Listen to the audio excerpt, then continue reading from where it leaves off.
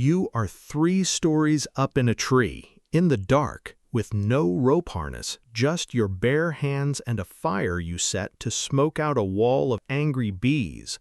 One wrong grip and you fall. You do it anyway, because at the top of that tree is the most valuable food on Earth, and your body has been begging you to find it for 20 million years. Picture a baobab tree, 60 feet tall. A man is climbing it, barefoot, smoke drifting up ahead of him from a bundle of burning leaves. Somewhere above him, thousands of bees guard a hive packed with liquid gold. He's not doing this for fun. He's doing it because in 3 hours he can eat 3,000 calories of honey. No digging, no hunting, no waiting. Just climb, smoke, grab, eat. This isn't a scene from 10,000 years ago. This is the Hadza in Tanzania today, and the hunger that sends him up that tree is older than his species, older than fire, older than humans, period. Here's the question that actually matters. Not when did people first taste something sweet? That's the boring version. The real question is, why did our ancestors' bodies get engineered millions of years before a single human existed to go absolutely feral for sugar? Somewhere around 15 to 20 million years ago, deep in the ape family tree, something broke permanently. And that break is still sitting inside every one of us right now. Every mammal on Earth has a gene for an enzyme called uricase. Its job is simple: break down uric acid, a waste product your body makes when it digests fructose, fruit sugar. Every mammal except the great apes, including us. Somewhere in the Miocene, roughly 15 to 20 million years ago, that gene broke in our ape ancestors. It didn't vanish. It's still in your DNA right now, sitting there as dead code. Scientists call it a pseudogene. It's also, as a side note, the reason humans are one of the only animals that gets gout. That timeline lines up with something else. Bees had already existed for tens of millions of years by that point, and every living great ape, chimps, bonobos, gorillas, orangutans, raids wild bee nests for honey today, which is strong evidence their common ancestor, over 10 million years ago, was already doing it too. Then the human evidence starts stacking up. Rock art showing bees and honey hunting shows up across Africa between roughly 40,000 and 8,000 years ago. There's a famous painting in Spain, a man on a rope ladder reaching into a wild hive, though researchers actually disagree on its exact age by thousands of years, so treat that one as an estimate, not a fact. The first hard proof, actual chemical residue of beeswax baked into pottery, comes from Anatolia in modern Turkey around 9,000 to 7,000 BCE. That residue shows up across Europe and the Near East not long after. By around 3,500 years ago, it's turning up in pottery in Nigeria too. And by around 2500 BCE, Egyptians weren't just raiding wild hives anymore.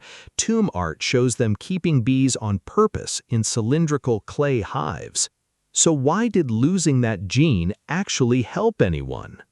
The leading explanation comes from researchers Richard Johnson and Peter Andrews. Their idea, losing uric acid, wasn't a defect, it was an upgrade. Without it, uric acid builds up in the blood after eating fruit sugar, and that buildup turns out to supercharge the body's ability to convert sugar straight into fat. And here's where it gets complicated. The climate was cooling and drying out across Europe and Asia during this exact window. Fruit forests that used to be reliable were turning seasonal, unpredictable, sometimes scarce. An ape that could take a late summer glut of fruit and turn it into fat fast had a real edge heading into the lean months, a built-in insurance policy for famine. But not every scientist agrees. The broader idea that genes evolved specifically to hoard fat for famine, the thrifty gene hypothesis, has been challenged by researchers like John Speakman, who argues famine wasn't a strong and consistent enough pressure across history to shape our genes this way. Even Johnson's own follow-up research in 2022 directly engages with that pushback, rather than treating the theory as closed. And some researchers think uric acid's real original job was as an antioxidant, not a fat switch, meaning the why behind this mutation is still genuinely unsettled. For a long time, the popular version of this story started with honey, cave paintings, smoke, a man on a rope ladder. That was the origin of humans and sugar. The genetics tell a stranger story. The real relationship between our bodies and sugar didn't start with honey, or with humans, or with fire. It started millions of years earlier with wild fruit in a primate that wasn't human yet and wouldn't be for a very, very long time. Honey hunting isn't the origin. It's just the most resourceful thing a much older appetite ever managed to invent. That appetite has a body count. Among the Hadza, falling from those honey trees is a real documented cause of injury and death. Getting a hive wrong means a swarm, which is exactly why they use smoke, to jam the bees' alarm signals before they can mount a full attack. And it's not just an adult indulgence.